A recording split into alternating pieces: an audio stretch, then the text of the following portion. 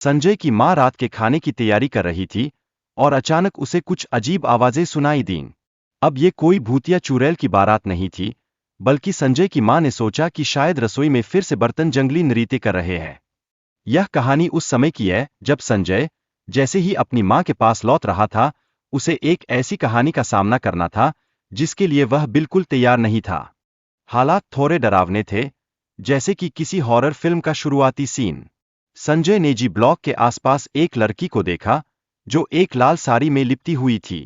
कहीं ऐसा तो नहीं कि वो शादी के लिए तैयार हो रही थी? नहीं, नहीं, उसने तो उस लड़की का वास्तविक इरादा देख लिया था, वो तो उसे डराने के लिए आई थी। फिर भी संजय ने अपनी माँ की चेतावनी को नजरअंदाज करते हुए उस लड़की का पीछा करने का फैसला किया। जैसे किसी साहसी नायक ने फैसला किया हो कि डर का सामना करना ही है, भले ही वो एक भूतिया बंगले के भीतर क्यों न हो।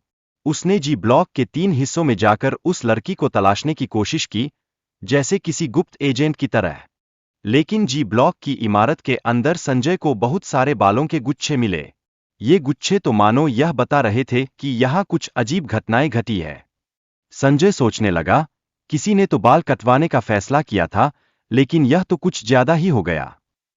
उस इमारत में प्रवेश करते समय संजय को एक अजीब गंध का अनुभव हुआ, जो मानो एक मृत जानवर की थी। यह गंध तो ऐसी थी कि इससे कहीं दूर भागने का मन कर रहा था। संजय ने सोचा, क्या यह इमारत खुद मरे हुए जानवरों की महक से भरी हुई है? वातावरण में एक भयानक माहौल बन गया था। जैसे ही संजय आगे बढ़ा, उसने 4 व्यक्तियों को ब्रिटिश अधिकारियों की वर्दी में देखा, जो उसकी ओर बिना देखे ही जा रहे थे। वो सोचने लगा, अरे, क्या यह लोकल फिल्म की शूटिंग है, या फिर मुझे किसी पुरानी रहस्य कथा का हिस्सा बना दिया गया है? यह दर्शाता है कि पुरानी इमारत में असामान्य गतिविधियां हो रही थीं। संजय ने उन लड़कों को देखकर डर महसूस किया और वहां से भाग खड़ा हुआ। जैसे ही वह भागा, मानो उसके पैरों में फाल्कन की गति आ गई हो। यह घटना उसकी जिंदगी में एक भयावह मोड़ लाई, जैसे किसी हॉरर फिल्म का क्लाइमेक्स। फिर वो महिला, जो लाल साड़ी में थी और भयानक रूप में, उसके सामने आई।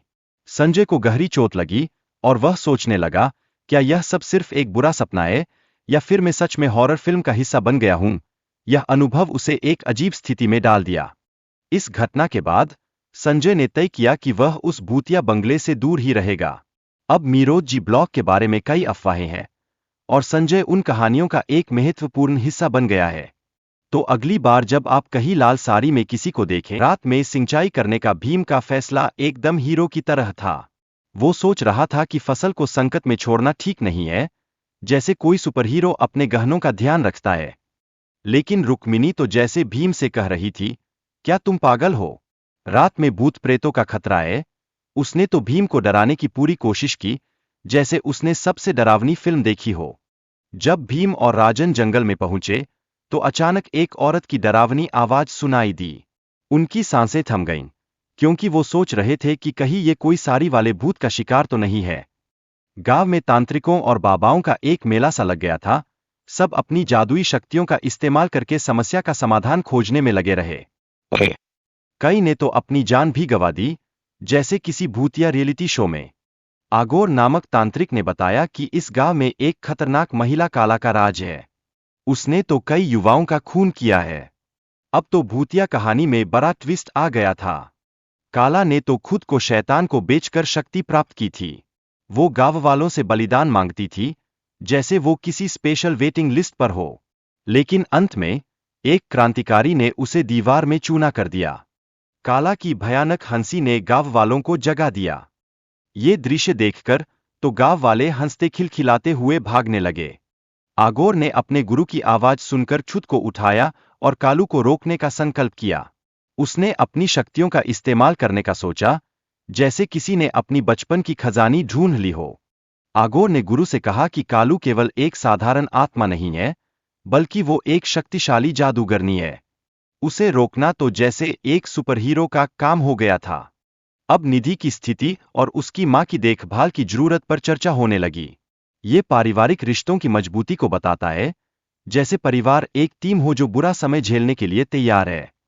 गांव की यात्रा के दौरान निधि की उत्सुकता और उसके साथ होने वाले अजीब अनुभवों का जिक्र हुआ। उनके किस्सों ने रहस्य को और बढ़ाया, जैसे कोई मजेदार पहेली जो अब तक अधूरी थी। तरुण के साथ निधि की बातचीत में गांव की नई स्थितियों का जिक्र किया गया। यह दिखाता है कि पारिवारिक जीवन में परिवर्तन कैसे आते हैं।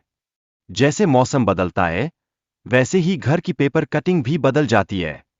इसमें बताया गया है कि कैसे दीमक ने घर को नष्ट कर दिया और निधि का बगीचा भी बर्बाद कर दिया। ये सब कुछ इतनी जल्दी हुआ जैसे कोई सुपरफास्ट वीडियो चल रहा हो। वीडियो में यह भी दिखाया गया है कि निधि और तरुण के शवों की पहचान कैसे हुई और परिवार के सदस्यों का क्या हाल था।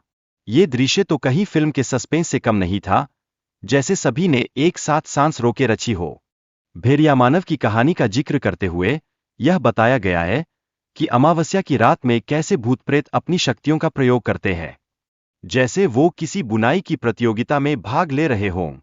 चार्ल्स और उसके दोस्तों ने जंगल में एक रास्ता खोजने की कोशिश की, लेकिन अचानक एक जानवर ने उन पर हमला कर दिया। अब तो यह तो रियल लाइफ का हॉरर शो हो गया, वाकई दिल दहला देने वाला। जब चार्ल्स घायल हुआ तो उसके दोस्तों ने उसे बचाने के लिए तुरंत कार्रवाई की। ये सब तो जैसे बचाओ बचाओ का नारा लगा रहा था, लेकिन कुछ परेशानी भी उठानी पड़ी। आखिरकार एक दोस्त ने चांदी की तलवार का उपयोग करके जानवर को हराया। इससे चार्ल्स का रूप बदल गया और सबने खुशी मनाई, जैसे कोई त्योहार मन रहा हो। डॉक्टर उमंग अपनी पत्नी और बेटे के साथ यात्रा कर रहे थे जब अचानक उनकी गाड़ी अस्पताल की ओर मुड़ गई। यह घटना तो एकदम फिल्म की तरह थी, सभी के चेहरे पर तनाव बढ़ गया। जब उमंग आईसीयू में अपने बेटे को देखते हैं तो उन्हें भूत भैया जान का सामना करना पड़ता है। भैया जान की आत्मा उनके बेटे की जान बचाने की कोशिश कर रही थी, जैसे वो किसी सुपरहीरो की तरह आ रहे हों।